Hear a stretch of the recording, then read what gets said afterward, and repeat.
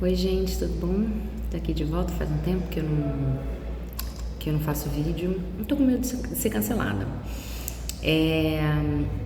Com certeza esse vídeo não vai ser o único vídeo.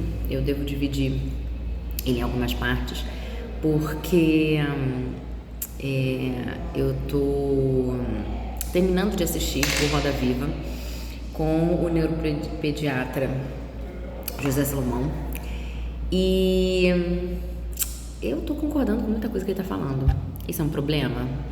Assim, pra internet? Eu acho que é, porque tem muita gente criticando. Inclusive, até alguns pedaços que eu tinha visto eram pedaços muito específicos. Sabe aquela coisa que você tira, assim, você faz um corte, e você pega aquilo que você comenta.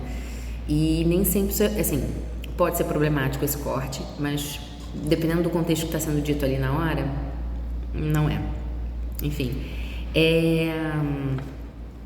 eu achei muito pertinente muitas falas que ele teve no programa, principalmente, óbvio, a gente precisa contextualizar que essa pessoa, né, ela é uma pessoa que estuda, que pesquisa, que trabalha, que está envolvida, que tem conhecimento, que tem vivência no que ele está falando, né? Então a gente não está pegando ali uma pessoa aleatória que fez um cursinho de final de semana, que tem uma especialização de 12 meses, 15 meses sobre um assunto e se acha entendido sobre alguma coisa. Então acho que a gente precisa, né, entender de onde está partindo essas falas. Isso significa a gente abaixar a cabeça para tudo o que, enfim, uma pessoa que estudou está falando? Claro que não. Por isso que eu acho que é importante a gente olhar o contexto, a gente olhar tudo relacionado. Essa pessoa, ela trabalha, a vida inteira dela profissional é voltada para esse transtorno, é voltada para o desenvolvimento, neurodesenvolvimento, é voltada para a prática, né, com muitos pacientes, com estudo e com uma referência a respeito disso. Então a gente já tem ali muitos pontos que diferenciam ele bastante de uma galerinha aí da internet que faz vídeo, tipo eu, mas que não tem conhecimento de causa, né? Eu não trabalho com autismo, eu não estudo o autismo desde sempre. Agora que eu tô começando a trabalhar alguns conceitos específicos, a pensar mais sobre, né, o autismo, e nem tanto por conta da infância, muito pensando dos meus pacientes adultos e idosos que já foram crianças que têm o diagnóstico ou não tiveram o diagnóstico de autismo, mas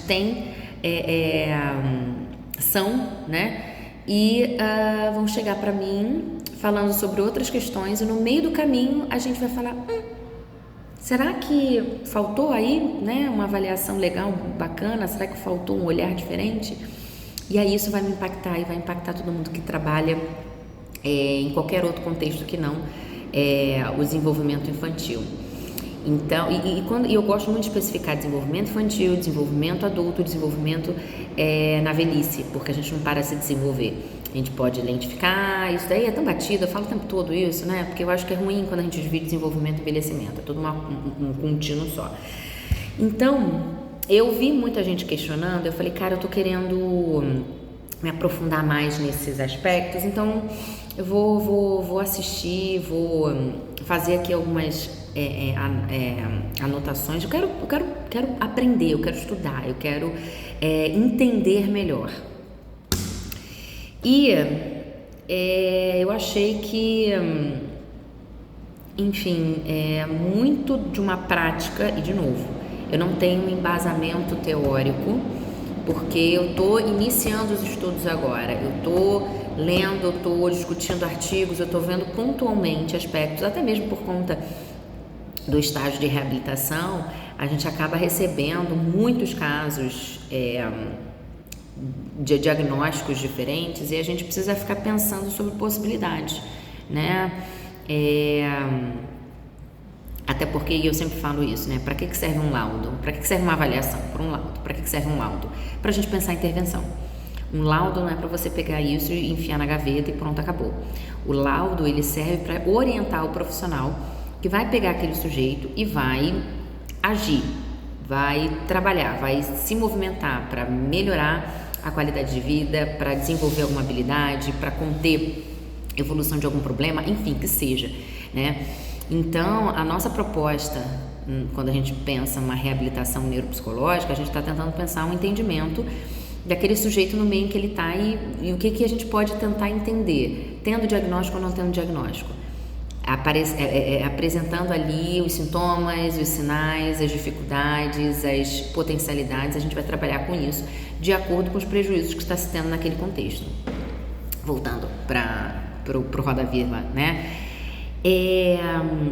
Um ponto que eu achei, que obviamente eu acho que ninguém pode negar, é o aumento absurdo da quantidade de pessoas sendo diagnosticadas ou com a suspeita de autismo. E aí a gente precisa parar um pouquinho.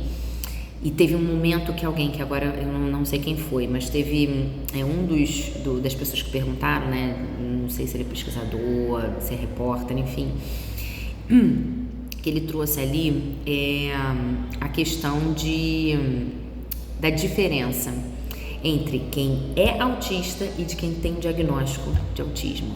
E aí eu já vou embarcar em outro campo ali, porque eu vejo na clínica uma galera falando que faz diagnóstico de autismo em uma sessão, que faz diagnóstico, com X sessões de 30 minutos, que faz avaliação online, e não só com relação ao autismo, a outros perfis, né? Ou transtornos, enfim. E, cara, o quanto que essa pessoa, ela estudou, quanto que essa pessoa, né, se especializou nesse conteúdo, né? O quanto que ela sabe realmente das implicações e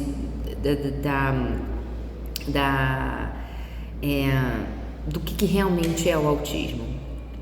Porque a partir do momento que autismo é tudo, autismo não é nada, né? Então, se qualquer movimento, qualquer comportamento, qualquer coisinha pode ser identificável, né, identificada como autismo. Então, o que é o autismo? Né? Tem uma fala muito engraçada que eu falo isso às vezes em sala de aula, de uma forma muito debochada, né? E aí não é, obviamente, para as pessoas que têm, que são, mas para algumas pessoas que têm o diagnóstico, é que às vezes a pessoa é só chata, né? Ela tem manias, ela tem o jeitinho dela de ser, ela tem os hábitos dela. E você ficar taxando toda pessoa que é chata de autista, cara, você está se ouvindo? Você está conseguindo entender? Você está colocando um hábito que você não concorda, que você acha diferente, qualquer coisa que seja, como um transtorno. E, cara, não é sobre isso. É entender que quando a gente pensa num transtorno, a gente tem ali toda uma modificação, né, do contexto daquele sujeito, que pode gerar um prejuízo para ele, que pode gerar uma dificuldade de adaptação no ambiente. E se você escolhe um hábito, se você escolhe uma forma ali de fazer as suas coisinhas, e você está bem com aquilo, é só a sua forma de ser, né? A gente não precisa ficar diagnosticando e a gente não precisa ficar dando nomes do DSM-5 ou do CID-10, CID-11 para as coisas que a gente faz, para justificar o que a gente faz, né? E obviamente que muitas das vezes a criança não tem culpa disso quando é uma criança, né? Muitas das vezes são os responsáveis que não prestam atenção, que não estimulam o suficiente aquela criança, ou não estão orientados, exatamente sobre o que é o desenvolvimento infantil, né? E aí, ou isso aparece, e isso é algo real, e aí eu coloco aqui muito, não na minha experiência da clínica, porque eu não atendo essas pessoas, mas muito do que é conversado entre profissionais a respeito de responsáveis que vão atrás do diagnóstico de autismo para os filhos por uma questão própria. Não vou dizer um desejo, porque acho que não faria o menor sentido alguém desejar um transtorno para o seu filho, né?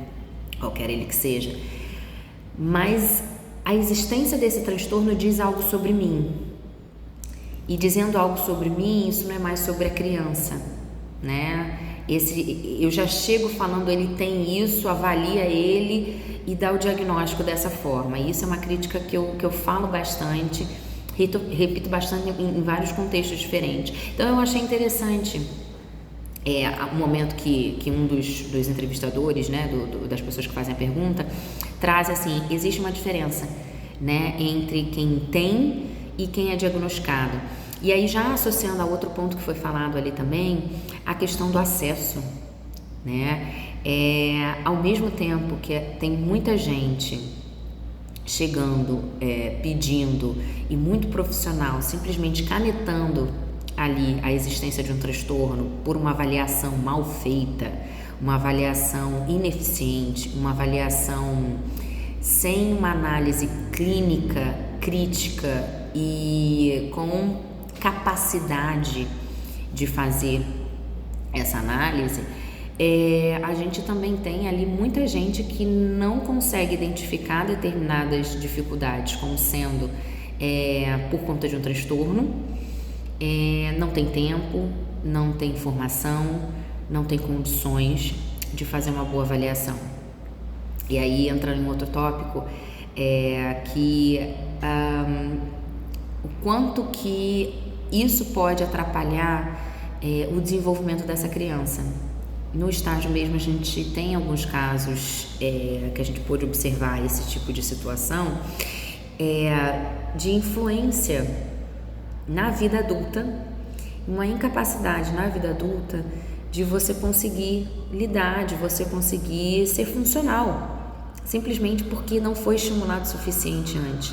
Então, essa dificuldade é proveniente realmente de um autismo, ou por conta de um diagnóstico lá atrás, não houve ali uma ideia de que, então não consegue, então não ofereço.